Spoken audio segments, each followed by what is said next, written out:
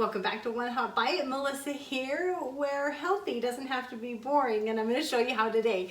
We are going to make a lunch. We're going to do a lunch special. This is going to be a quick one, and we're flipping a original Cubano sandwich on its side, and this is a Nuevo Cubano sandwich. So we're going to whip this up today. You're going to see the slight variations along the way to the traditional Cubano sandwich, but I think this one has a nice twist too. And so the first thing we're going to go ahead and do is we're going to make a spread for our sandwich, and then we're going to assemble it. So let's get started.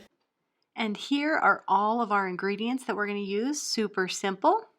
We're going to use 1 15-ounce can of black beans, reduced sodium. I drain them and rinse them. So I'm putting this into my little magic bullet. Here are 2 garlic cloves that I've minced. Here is a 1/4 teaspoon of chili powder. We're going to sprinkle that in here as well. This is 1½ tablespoons of fresh lime juice, and then of course 1/4 cup of cilantro. I know some people don't like cilantro, but this really adds a nice fresh zest to this. So we're going to go ahead and get this all blended up. So once again in my magic bullet, we're going to go ahead and blend it. If it starts to get thick, just add a tablespoon or 2 of water until it moves for you and you get it just smooth enough, about the consistency of refried beans. So you're going to see it's not the prettiest color, but it tastes absolutely amazing, I promise. So go ahead and get this all out and in a bowl so we can get ready to assemble our sandwiches. Remember, I said the twist is a mango instead of pickle. So you can do tomatoes instead of this if you like, but the mango really adds that fresh Caribbean flavor. So go ahead and, mangoes have that funny shaped nut in the center, so I just cut around that and leave the skin on to start with. Otherwise they get really slippery. You can actually do it both ways. I'm just trying this today and it worked out pretty nice. So like I would do a melon, I just slide my knife carefully between that skin and that flesh and go ahead and remove all of the skin from this entire mango. We're going to use the whole thing. So once you get that all de-skinned, we're going to go ahead and slice it into very thin slices.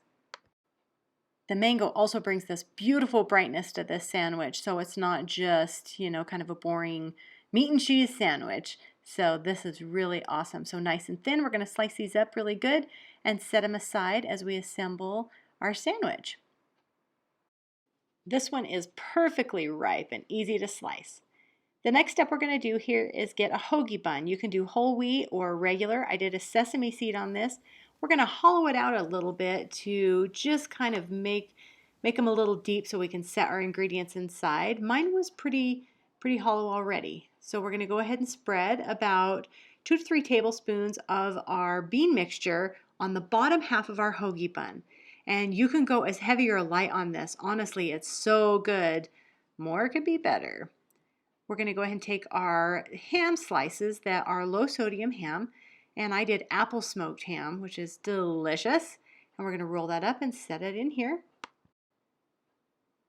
We're going to go ahead and top that with a bunch of our mango slices. You can really go nuts on this. I don't think you can go wrong with too much of any of these ingredients. So pile those on. And the next ingredient we have here is thin sliced provolone cheese. So I just went ahead and folded them in half just so I didn't have so much folding over the sides. I'd rather have it stacked in the center. Cheesier is always better in my opinion. So this is all stacked up. We're going to go ahead and put our lid on top, and now we're ready to crisp it up. With a little bit of olive oil in our pan, we're going to heat our pan over medium heat, not too hot. We want it totally heated before we start the process. We're going to go ahead and lay our Cubano down, and we want a nice heavy cast iron we're going to set over the top of this just to press it down panini style and get it nice and crispy on both sides. When that's all done, we're going to go ahead and pull it from the heat, and we're going to slice it up. And the cross section of this is so beautiful. Yummy. Well, it looks like we did it again. A beautiful, gorgeous Nuevo Cubano sandwich.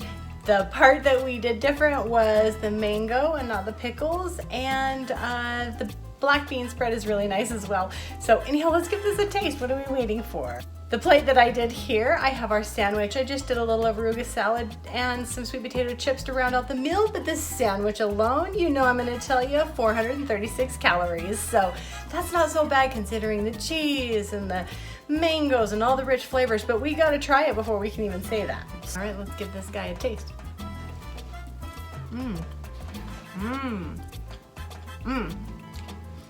That spread is really good. This is really, really a tremendous Cubano sandwich. I love it. So thank you so much for being here and enjoying lunch with me today. We're gonna go desserting next video, and I am going to be making banana rum cookies. They're gonna be so good. So the weather's kind of cooled off here, so it's time to do some baking. So I will see you guys next time. We're gonna bake some cookies. Love you guys.